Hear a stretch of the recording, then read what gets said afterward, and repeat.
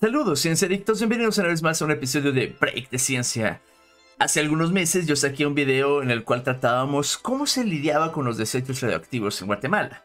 Y pues desde que lo lancé no he parado de recibir bastantes correos, preguntas, inbox, dudas sobre, oye, ¿cómo funciona una central nuclear? ¿Sería posible establecer una central nuclear en Guatemala? ¿Cuánto tiempo tarda en encenderse un reactor nuclear? ¿Cuánto tiempo tarda en apagarse por completo un reactor nuclear? ¿Cuánto de energía produce? ¿Es cierto que produce grandes cantidades de energía? ¿Me puedes explicar un poco mejor de esto? Así que pues he decidido hacer este video nuevamente invitando a nuestro gran amigo experto en física nuclear. Así que sin más preámbulo, comenzamos.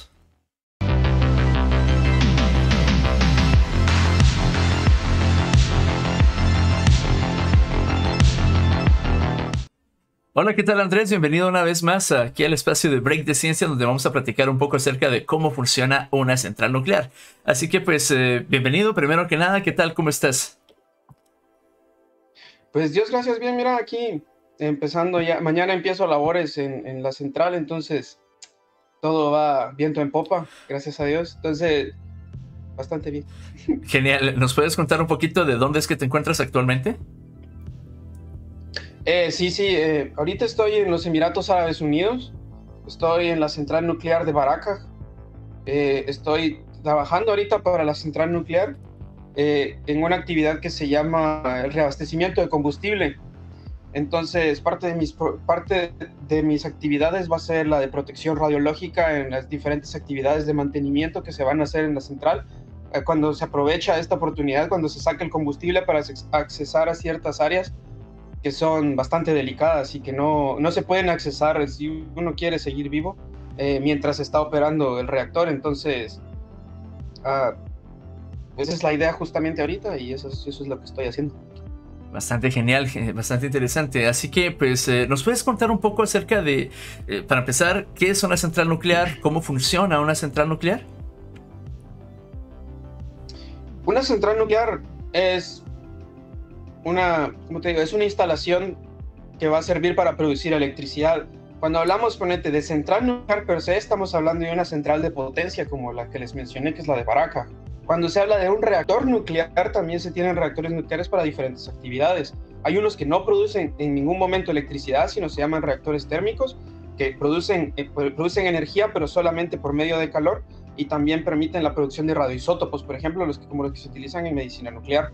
Hay otros que sirven para, que se llaman breeding residuo, que queda de esos reactores, se convierte en combustible, porque como que es para enriquecimiento de plutonio y otras actividades. Entonces, cuando ya tenemos entendimiento de parte de estos esquemas, parte de estos planteamientos sobre lo que es un reactor nuclear, caemos también a estos que son los reactores de potencia, que son los que van a, por medio de energía térmica, se va a transformar en energía mecánica y de energía mecánica se va a pasar a energía eléctrica. Entonces, no sé, espero eso responda a la pregunta. Sí, bastante bien, de hecho. Entonces, ¿cómo es que genera la energía eléctrica un reactor nuclear? ¿Meto algo que emita radiación y esto produce electricidad? ¿O cómo es que funciona este asunto realmente? Al final, lo que se maneja para una central nuclear es una forma muy compleja de hervir agua. Así es la forma más resumida que se puede tener. Entonces, de nuevo, hay una cantidad infinita de diseños de cómo funcionan las centrales o que se pueden construir, pero los dos más populares a nivel mundial, que son los se llaman reactores de agua ligera, Light Water Reactors, y entre estos tenés los PWR, que es Pressurized Water Reactors, reactores de agua presurizada, y los BWR, Boiling Water Reactors, que no sé bien cómo traducirlo para que suene coqueto, pero es como reactores de agua hervida más o menos. Ajá. Sí.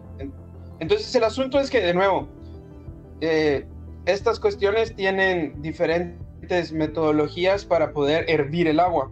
Entonces los de agua presurizada lo que hacen es justamente presurizar el agua en una cuestión que se llama el circuito primario, y esta agua presurizada y esta cuestión se presuriza para poder meter agua a temperaturas elevadas siempre en estado líquido para que pueda fluir en el circuito primario. Entonces ahorita solo te voy a dar como te digo, cómo hierven el agua y luego vamos a pasar a las diferentes partes del sistema. Claro. Y los de agua hervida hierven directamente el agua en el circuito primario. Entonces vamos en orden. Primero el PWR. Se mencionaba que se tiene agua a altas presiones y altas temperaturas, y esto es lo que permite el flujo líquido de las cosas. Y esta agua se calienta por medio de lo que es el combustible nuclear. El combustible nuclear usualmente está hecho de uranio 235 enriquecido. Y lo que hace es la emisión de neutrones que al final de cuentas van a generar calor. Se realiza la reacción en cadena, y esta reacción en cadena pues produce energía, y parte de esta energía se transmite en calor, que al contacto con el agua pues es lo que calienta el circuito primario. Este circuito primario para los PWR está conectado a un circuito secundario que ya es como el circuito de transmisión por medio de un generador de vapor, un steam generator. Entonces este generador de vapor pues hace eso justamente, genera el vapor, y ya luego esto es lo que se va a la turbina, es lo que mueve la turbina. Luego de este proceso, ya del movimiento de la turbina principal, que es la que genera el output de energía, se recolecta de nuevo esta agua, se condensa lo que se puede, se desecha el calor residual, porque esto también genera residuos de calor, y se procesa ese calor para poder regresar el agua, como te digo, se procesa este calor en el circuito secundario utilizando agua por agentes externos, y luego se tiene que reprocesar esta agua para poderla devolver a una temperatura aceptable también, para no afectar el gran medio ambiente. Entonces luego de que esta agua fue condensada, ya se mantiene el flujo en el circuito secundario. La misma historia en el circuito primario. Se tiene en el reactor, se tienen llamadas la pierna caliente y la pierna fría, que es el hot leg y el cold leg. Entonces el agua circula cuando ya pasa después del generador de vapor, cae a la bomba de circulación primaria, y en esta bomba de circulación primaria ya se hizo un proceso de enfriamiento también. Entonces esa agua se mantiene circulando, y este sería el funcionamiento básico de los reactores PWR. De los BWR lo que se tiene es que en vez de tener el agua presurizada y mantener dos circuitos, se tiene un solo circuito, y se tiene el circuito y el agua se hierve de una vez dentro de lo que es el containment vessel del reactor, que es donde se encuentra el combustible. Hierve directamente ahí, y luego ese vapor es el que se manda directamente a la turbina, y de ahí más o menos el mismo proceso. Entonces esto es el funcionamiento básico de un reactor nuclear, a una escala tremenda también, ¿no? Porque no es una cosa, es un proceso de ingeniería bastante grande que una sola persona imposible que lo vea. Entonces esto es una fábrica básicamente. Entonces, pero a grandes rasgos, así es como funcionan los reactores. Ok, entonces me estás diciendo que la imagen que veo en Los Simpson, donde tenemos las grandes columnas emitiendo gas, no es un gas radioactivo, no es un gas contaminante, sino que me estás diciendo que esto es básicamente vapor de agua. Sí, tal cual. Ahora con esto justamente esa es una de las cuestiones. La industria nuclear es una industria altamente regulada. Y cuando digo altamente, es en serio altamente regulada, porque si las otras industrias se regularan de la misma manera que se regula la industria nuclear, ninguna, ¿cómo te digo? Las fuentes de generación de electricidad serían escasas. Entonces, ¿qué pasa con esto? Eso justo que mencionas, la emisión de material radioactivo fuera de los confines de la instalación es la primera preocupación que se tiene al momento del diseño. Entonces hay varias barreras. Te explico primero lo de las barreras y luego pasamos a esto de qué son estos gases que se emiten, ¿no? Entonces hay varias barreras de seguridad, y aquí vale la pena hacer un paréntesis. Hay una cosa muy importante que es una cosa que no manejamos mucho en español, y es cuando decimos seguridad nos referimos tanto a lo que se considera safety y security. la forma en la que yo entendí esto en español es que safety es la denominada seguridad tecnológica y security es la denominada seguridad física. Ahora, la seguridad tecnológica es que tengo que ponerme yo para protegerme a mí mismo o proteger al medio ambiente en este caso. Y entre seguridad física es cómo protejo yo este elemento que tiene un alto valor de algún ataque o alguna cuestión malintencionada. Entonces, en este momento, cuando yo me refiero y mencione seguridad, estoy hablando de seguridad tecnológica, que son las medidas de safety que vamos a tener en el reactor. Entonces, terminando este paréntesis, tenemos 4 barreras principales. Estas 4 barreras, la primera es el recubrimiento del combustible. El combustible se trabaja ya, es un proceso largo, pero asumamos que ya se tiene el combustible enriquecido. Entonces esto se genera en pellets. Estos pellets se meten en unos tubos enormes de circonio que miden más o menos 4 metros de largo y se mete pellet sobre pellet, ¿no? Luego de que ya tenemos una barra de combustible, estos se amontonan en otro bundle, digamos, y esto se llama un elemento de combustible nuclear, donde más o menos son unos 20 barras por cada elemento.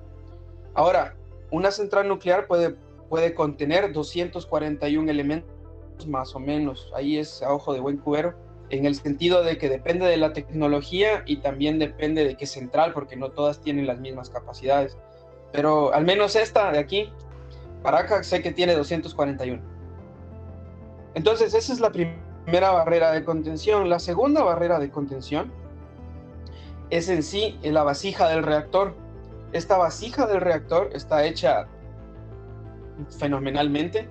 Usualmente no es hierro fundido, son ciertos materiales con aleaciones especiales para evitar, aleaciones especiales que permiten no reducirlo, pero son más resistentes al daño neutrónico. Entonces son otras cosas que tienen que ver en materiales nucleares, pero esa es la siguiente barrera de contención. Y la tercera barrera sería el reactor hull, que es donde se encuentra la vasija del reactor. Entonces tenemos estas diferentes barreras y la última barrera es el domo del reactor, por así decirlo, que también está hecho para diferentes capas y todas tienen alguna función, ¿no? Que evita la emisión de estas partículas radioactivas que se emitirían por medio del aire. Entonces hay diferentes capas y se llama Engineering Safety Features, como características de ingeniería de seguridad, donde existen varios detectores también entre estas capas para ver que no pase nada. Entonces esta sería las formas en las que evitamos que se emita este material, porque lo último que querés y lo último que necesitas es este tipo de cosas pues, salgan al ambiente, ¿no? Ahora, con lo que mencionabas de las torres, esas se llaman torres de enfriamiento.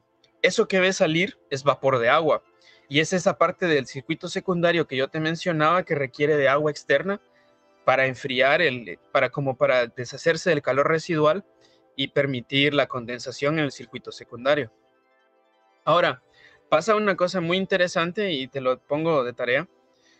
Si vos buscas fotos de la central nuclear de Paracas, vas a ver que no tiene torres de enfriamiento. Y no tiene torres de enfriamiento porque está justo aquí en la orilla del Golfo Pérsico. Entonces su torre de enfriamiento es el Golfo Pérsico.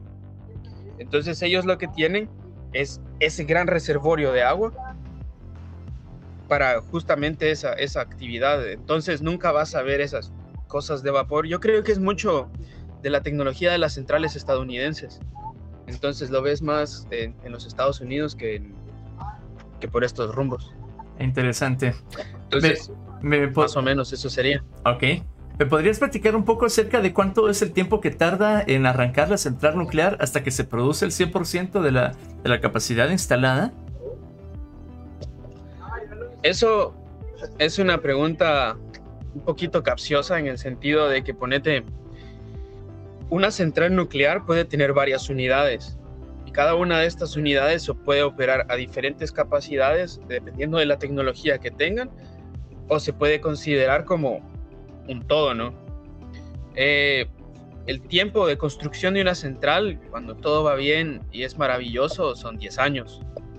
Ya teniendo la central construida, construir las unidades es un poco más fácil porque ya tenés como a disposición las medidas de tecnología para la transmisión de la electricidad. Entonces, asumiendo que ya la tenés construida, ya está todo hecho y está al centavo, lo que tenés luego es el proceso de operación de la planta. Este proceso de operación también depende de muchos factores, pero la norma al menos que se tiene es que se trabajan durante 18 meses, que es año y medio, y luego viene el proceso en el que se encuentra ahorita la central nuclear de Barakah, que es en la que estoy, que se llama outage, o el proceso de recambio de combustible. Entonces, en este proceso es donde se hacen varias actividades de ingeniería de mantenimiento para poder reparar ciertas cosas, ¿no? Al final es como el carro, o sea, puedes tener el mejor carro del mundo y si no le cambias el aceite, pues va a tronar toda la máquina. Entonces, todas estas cuestiones tienen una influencia en cuanto a cómo va a ser la demanda, ¿no? También depende mucho de la capacidad energética de los países, porque puedes tener un país muy grande que va a requerir una capacidad energética, entonces digámoslo así, que mientras más se produzca mejor, y también puedes tener un país pequeñito que la capacidad máxima no va a ser totalmente utilizada, entonces se reduce un poco la capacidad. Ahora, una cosa muy importante cuando se habla de energía nuclear, ya no de los procesos internos de la central, sino ya de la entrega de energía, es que la energía nuclear se llama energía base en un sistema energético. Entonces, siempre la energía nuclear no es una energía que ¿cómo te digo? Que responda rápido a la demanda. O sea, si vos venís y le decís a la central, mire, necesito ahorita tanto, te van a decir, mire, espérese 15 días, ¿no? Porque el reajuste del núcleo como tal para la producción de electricidad, el movimiento de las barras y todo esto tiene que llevarse a cabo los cálculos y las simulaciones, y también tiene que aprobarse por otras herramientas administrativas internas de la central, y no es para mañana, ¿no? Entonces siempre se maneja en un sistema base. De los países que recuerdo, te puedo decir, Estados Unidos genera más o menos el 20% de su energía, entre el 15 y el 20%, porque han estado cerrando centrales. Francia genera entre el 65 y el 70%. Eslovenia sé que genera más o menos el 40% de su energía. Y Brasil, ponete que uno pensará, Brasil, siendo como es, en Latinoamérica tristemente no está muy desarrollada esta tecnología. Entonces Brasil genera aproximadamente el 4%. Entonces ahí podés ver vos que siempre estos porcentajes no superan mucho, no tienden a ser muy grandes en países grandes. Francia es un caso particular, pero en otros países grandes no es usualmente tanto. Pero en países pequeños lo podés ver en función de eso justamente, ¿no? Tenés un país pequeño, ponete, si tuviéramos nosotros una central nuclear en Guatemala de barato, esa central podría abastecer el 40% de la demanda energética total, entonces con una sola central. Ahí entran en juego otras cosas que se llama la diversidad energética, que se tiene que tener siempre un mix de cosas para ahí, porque no podés depender solamente de una fuente de electricidad. Entonces, en cuanto a cuánto se tarda en llegar de 0 a 100, depende justamente de eso, ¿no? Y algunos factores de ingeniería de seguridad, de safety features, que te dicen, ok, no puedes llevar la planta al 100% de su capacidad, porque es como tener un carro sobrerevolucionado, pero tranquilamente puedes llevarlo no a las 8,000 revoluciones, pero sí lo puedes tener en 7,000, ¿no? Que es más o menos el 90% de capacidad de producción de la planta. No sé si eso responde la pregunta. Sí, bastante bien. ¿Me puedes platicar un poco acerca de cuál es el costo de cada kilowatt generado?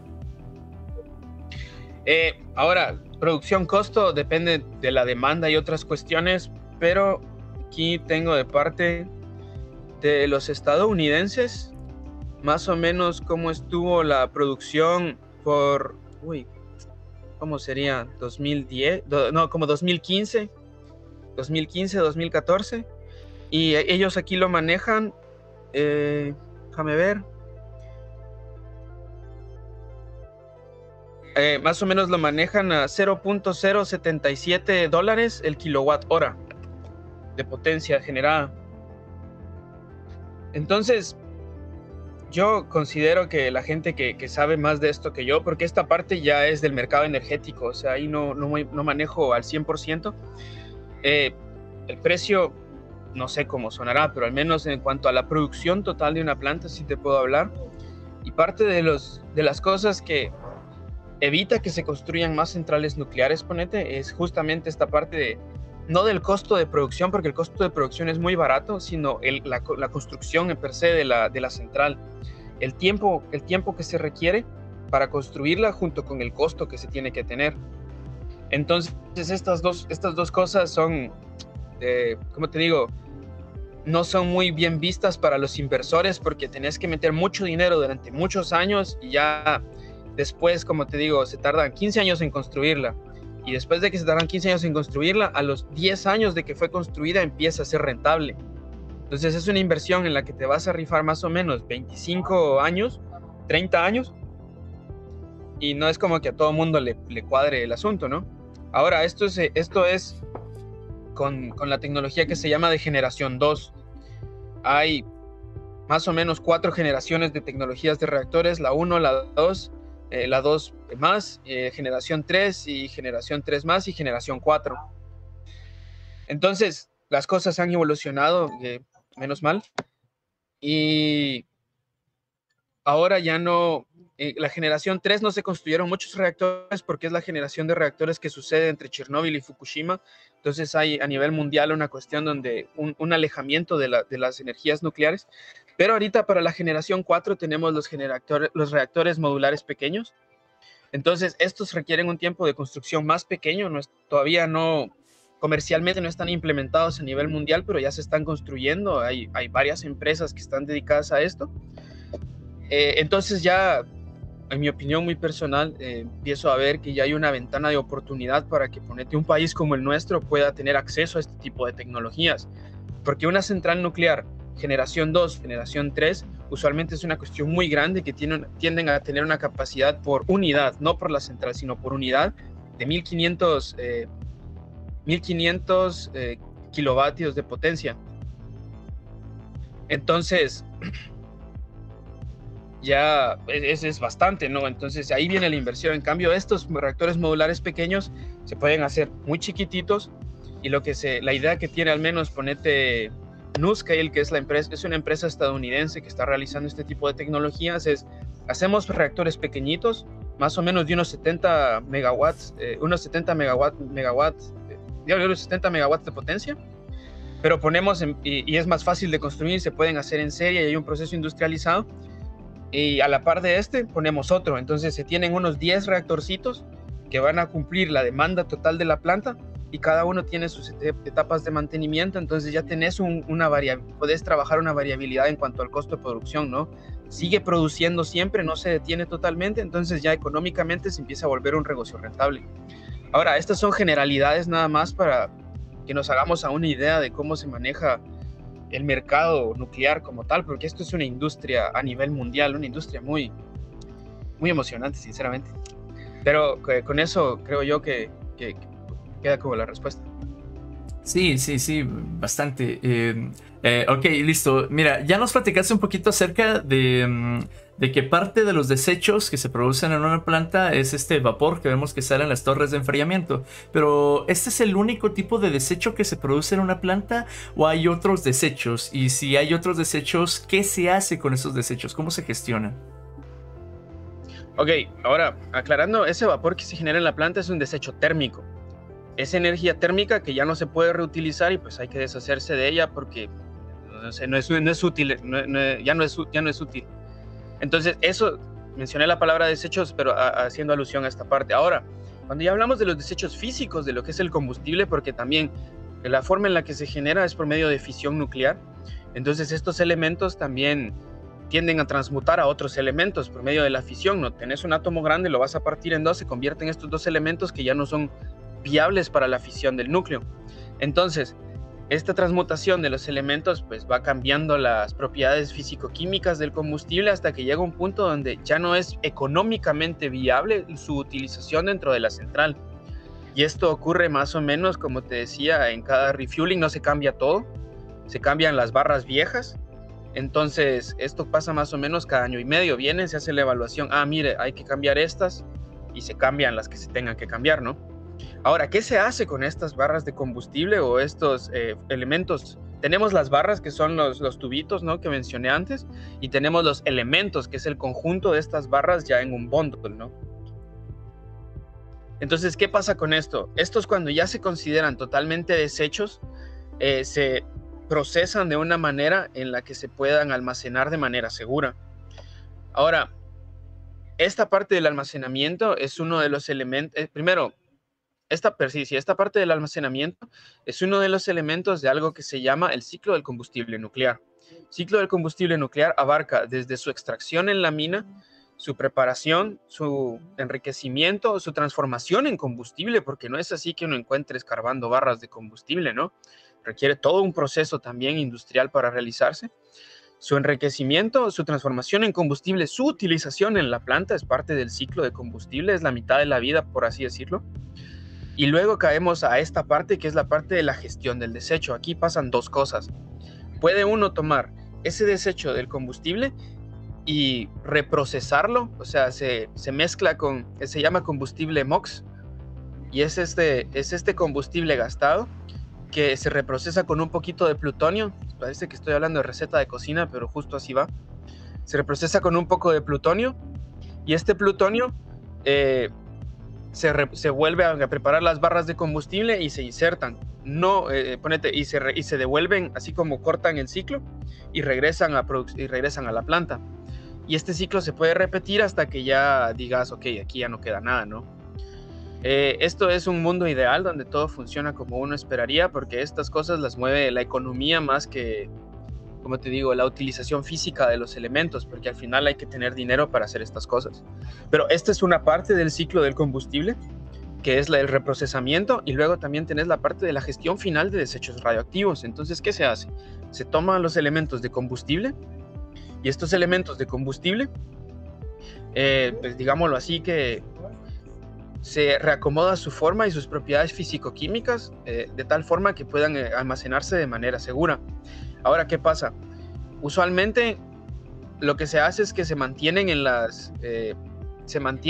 entre las piscinas de enfriamiento, porque se llaman piscinas, obviamente. No espero que nadie se ponga a nadar ahí, pero igual son unos reservorios de agua especializados que se tienen dentro de la central para poder almacenar los elementos de combustible.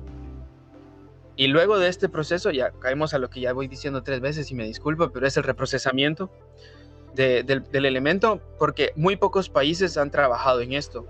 Los países que lo tienen resuelto, el único país que tiene resuelto una gestión final de desechos, decidió utilizar lo que se llama como desechos repositorios geológicos. Esto requiere como te digo, esto requiere de que el terreno del país cumpla con ciertas características. Es algo, ponete, que en Guatemala no podríamos hacer, pero los finlandeses lo lograron hacer, y parte de lo que ellos realizaron fue, se escarba como que fuera una mina, se preparan los lugares, se hizo el análisis geológico de estas cuestiones para ver que no ha habido movimientos sísmicos en más o menos unos 1000 años, por ahí 5000 años. Entonces se escarba directamente en piedra, y ahí es donde se van metiendo las cosas para luego irlo sellando. Ahora, una de las cosas es como de los contraargumentos de esta solución viene siendo, bueno, ¿y qué? Los estamos enterrando y los vamos a dejar ahí, ¿y qué va a pasar con las generaciones futuras, etcétera, etcétera? Y en efecto es una cosa que se toma en consideración, pero esta solución se volvió viable y se volvió una de las soluciones a implementar porque se encontró en África, en las minas de uranio. Si no estoy mal, espero no estarlo, esto sí hay que revisarlo, de las minas en República del Congo, se encontraron, ¿cómo decirlo? Se encontró evidencia de lo que se considera un reactor nuclear natural. Mientras la Tierra se formaba, pues existen elementos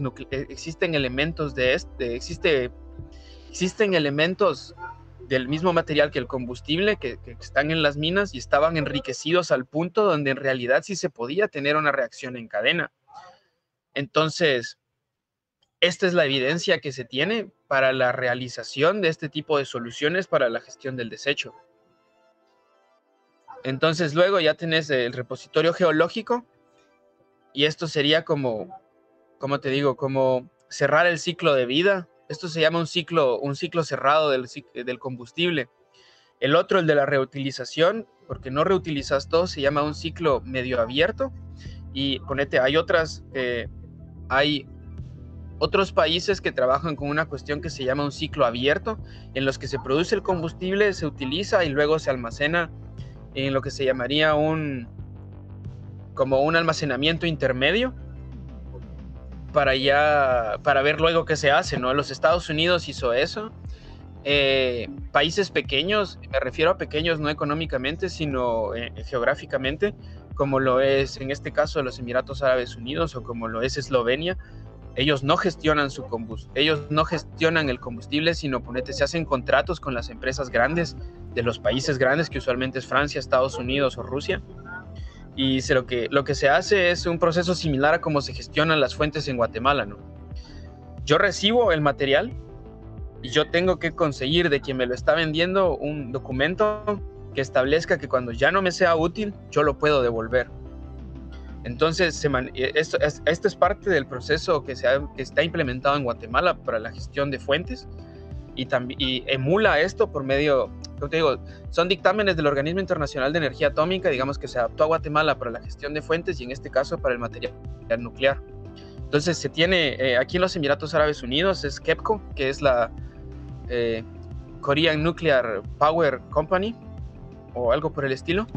Entonces ellos tienen el convenio con KEPCO y KEPCO dice, ok, yo les proveo combustible y yo lo gestiono. Entonces los Emiratos solo reciben y mandan el combustible cuando ya se puede mandar, o sea, tiene que pasar por un proceso también, pero ese es parte del trato para evitar la proliferación de material nuclear a nivel mundial. Y con esta larga explicación, creo que corresponde a la pregunta. Okay. Sí, hay que tomar un poco de aire de parte de los dos. ¿Me puedes platicar un poco acerca de cuánto tiempo es que se tarda en apagarse una central nuclear? Desde que yo vengo, presiono en alguna especie de botoncito y se empieza a apagar toda esta cosa. ¿Así es como se apaga? ¿O cuál es el mecanismo de apagado de un reactor? O sea, con esto vienen cosas bastante interesantes, al menos en mi opinión. Porque tenés una parada programada, entonces vienen y ya se empieza a disminuir la potencia del reactor poco a poco, de una manera programada, porque por eso tiene el nombre como tal, es una parada programada, como la que se tiene que realizar ahora. Entonces se empieza la inserción poco a poco y el tiempo va variando en función de para cuándo lo necesitas, ¿no? Y desde cuándo podés dejarlo libre. Ahorita, por ejemplo, yo creo, esta parte no estoy muy seguro, dura más o menos una semana en lo que se preparan las cosas y se empieza a disminuir la potencia mientras se van preparando las cosas, ¿no? Porque son actividades que se realizan de manera paralela. Y luego tenés lo que es una parada de emergencia y esas ocurren así. O sea, un tiempo corto para una central nuclear es siendo el monstruo que es en el sentido del tamaño ¿cómo decirlo? El monstruo que es tecnológicamente hablando, porque es una cosa increíble ver cómo hasta la válvula más pequeña tiene una importancia tremenda que no es fácil ver cuando tenés el sistema tan grande, ¿no? Entonces, estas son paradas de emergencia y es cuando se detecta alguna falla o alguna cuestión y uno dice, no, hay que cortar la potencia de golpe. Entonces, se tarda más o menos unas 2 horas en la parada, este tipo de paradas de emergencia, ¿no? Porque el núcleo dentro de sí tiene ya implementadas ciertas características de seguridad para evitar cualquier otro tipo de cuestiones. Esto se llama Design Safety Features, características de seguridad por diseño. Entonces, estas ya están implementadas y se construye el reactor pensando que alguna cosa mala va a pasar y luego ya vas viendo las otras cositas de esas que no pensaste que iban a pasar, ¿no? Pero más o menos así sería. Cuando si es muy, muy, muy desastroso lo que está pasando, se para en seco y se llama un reactor scram, donde paras todo, metes las barras de contención, entran de golpe, ¿no? en menos de un segundo porque entran a presión.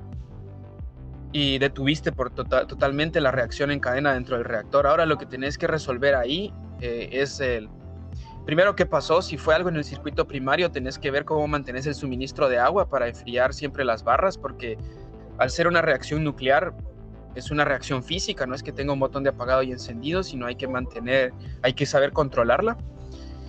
Y básicamente eso, así diría yo, que son lo que se podría considerar unos tiempos de parada. Recomiendo igual y ver bien eso, porque no tengo muy frescos esos números, pero es lo que yo recuerdo. Ok, interesante. Y por último, una de las preguntas que más frecuentemente me hacen. ¿Guatemala puede construir una planta nuclear? ¿Por qué no hemos construido una planta nuclear? Ahora, esa pregunta va con cizaña, ¿no? En el sentido de que suena inocente. Es como en los exámenes, ¿no? La pregunta más difícil es la que tiene 3 palabras, no la del párrafo completo. Ahora, ¿qué pasa en Guatemala? En Guatemala lo que tenemos desarrollado, ¿cómo te digo? Para implementar una industria como tal, siempre tiene que existir un marco regulador legal. En Guatemala lo que tenemos implementado como parte de un marco regulador es el marco regulador para la utilización de fuentes radioactivas, y también tenemos los programas de no proliferación de armamento nuclear, que sí recuerdo, fue como chiste cuando firmamos ese convenio, porque nos comprometíamos como nación a jamás tener material fisionable que pudiera utilizarse para armamento nuclear, y todo el mundo decía, pero ¿por qué estamos firmando esto si no tenemos nada? Y la gracia viene en que firmando eso es que podemos tener las cosas, porque es tecnología a la que no tenemos acceso. Entonces, primera parte es la implementación del marco regulador, que en este caso estaría a cargo al momento del Ministerio de Energía y Minas, porque aparte de energía, usualmente lo que hacen otros países es generar entes independientes para la regulación nuclear de las cosas, para darse abasto. Luego de la generación luego de empezar la creación del marco regulador, viene la creación de capacidades. ¿Qué sería esto? Mientras se genera, digamos, paralelo al marco regulador, se generan las capacidades, y esto sería, sin ir muy lejos, la creación, ponete, de que se establezca como una carrera en la San Carlos o en alguna universidad, la ingeniería nuclear como carrera, ¿no? Entonces, ese sería, a grandes rasgos, pero ese sería el siguiente paso, ¿no? Ver esto y ya decir, ok, tenemos que crear las capacidades, porque si no hay que importarlas todas, y Guatemala requiere mucho dinero, no creo que tengamos la capacidad económica para importarlas. Sí, como un ejemplo clarísimo de importar capacidades, tenemos aquí a los Emiratos.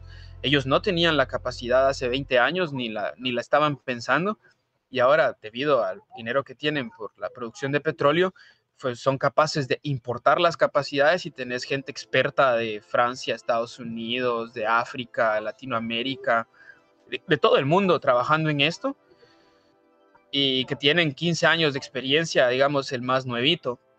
Entonces ya con esa experiencia en la industria nuclear ya les ha permitido a ellos manejar la planta. Ahora lo que quieren ellos es capacitar su propio personal, el personal local, digamos, para seguir manteniendo esta experiencia operativa.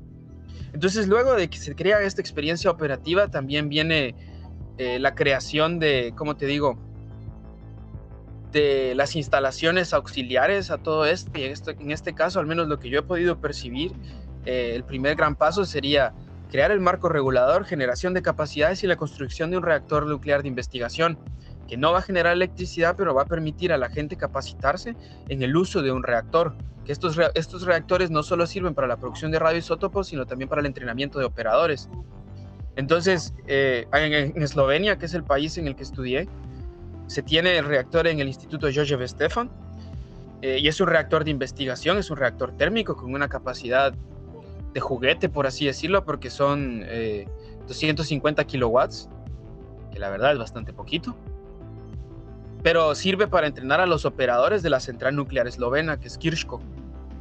Entonces, todos los que deseen, todos los que puedan trabajar o se consideren para trabajar en la central nuclear de Krško como operadores, tienen que pasar primero por un curso intensivo en la central, en el reactor de Jožef Stefan, para luego poder pasar a eso. Entonces, ese sería el tercer paso, ¿no?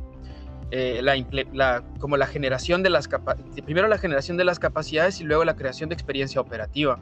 todo esto siempre de la mano de la optimización del marco regulador que se maneja, que es muy importante porque es el que nos dice hasta dónde se puede llegar y cómo se puede llegar a eso sin ¿cómo decirlo? Sin generar problemas a nivel internacional, ¿no? Y luego de eso ya viene la creación, la implementación de la energía nuclear en un país. Es por eso que te mencionaba que con la implementación de los reactores modulares pequeños, yo al menos personalmente alcanzo a ver que podría ser una de las formas en las que Guatemala puede llegar a tener acceso a estas tecnologías.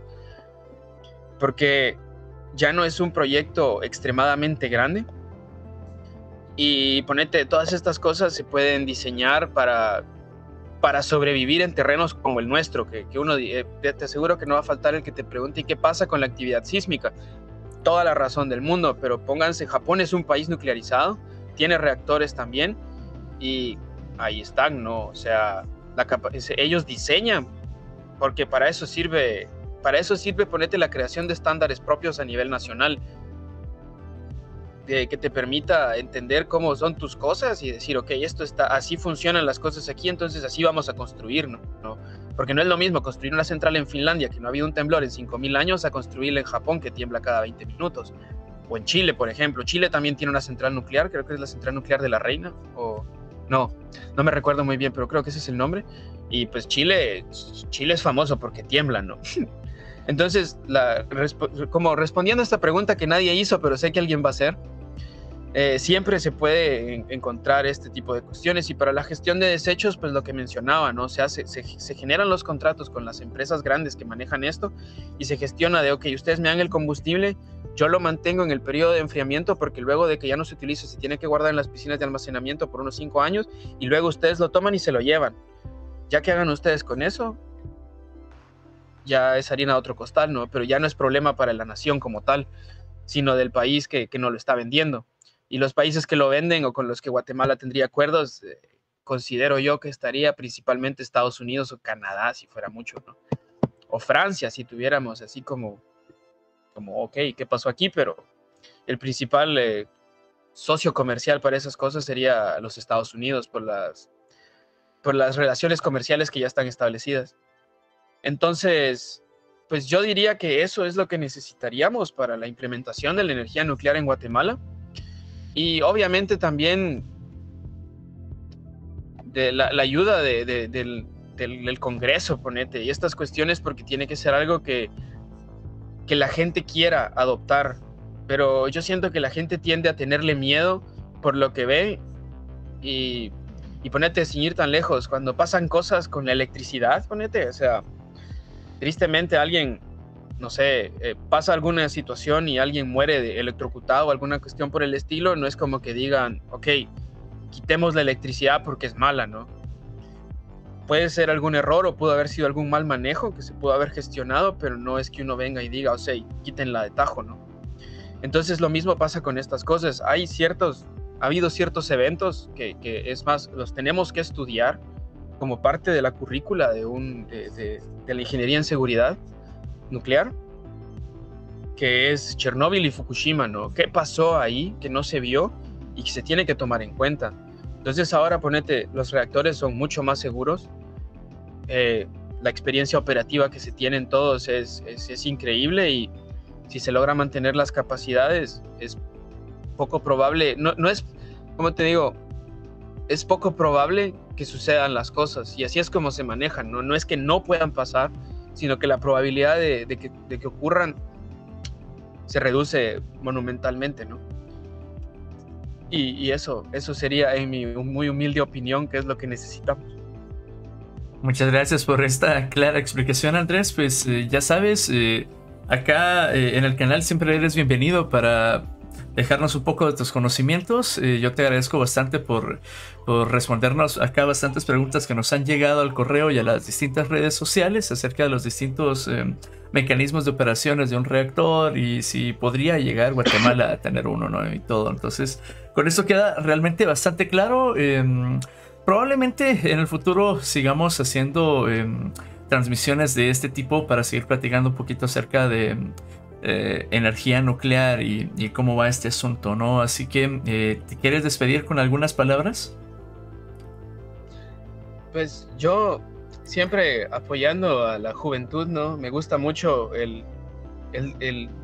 este empuje que le das al reconocimiento de la ciencia en Guatemala, y creo que sí vale la pena reconocértelo también de parte de los colegas que somos, y que esto siga adelante. O sea, considero que soy un claro ejemplo de que sí se puede llegar a hacer cosas importantes y grandes, y no es para que uno se haga de menos diciendo, es que como yo soy de Guatemala no puedo, que aquí, que allá, sino es siempre la perseverancia que se pueda tener y no perder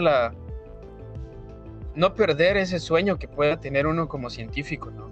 Que yo creo que es algo que vos y yo compartimos, de siempre estar viendo cómo revolucionamos lo que es, bueno, con lo poco que sabemos a un país, ¿no? Que creo que es importante.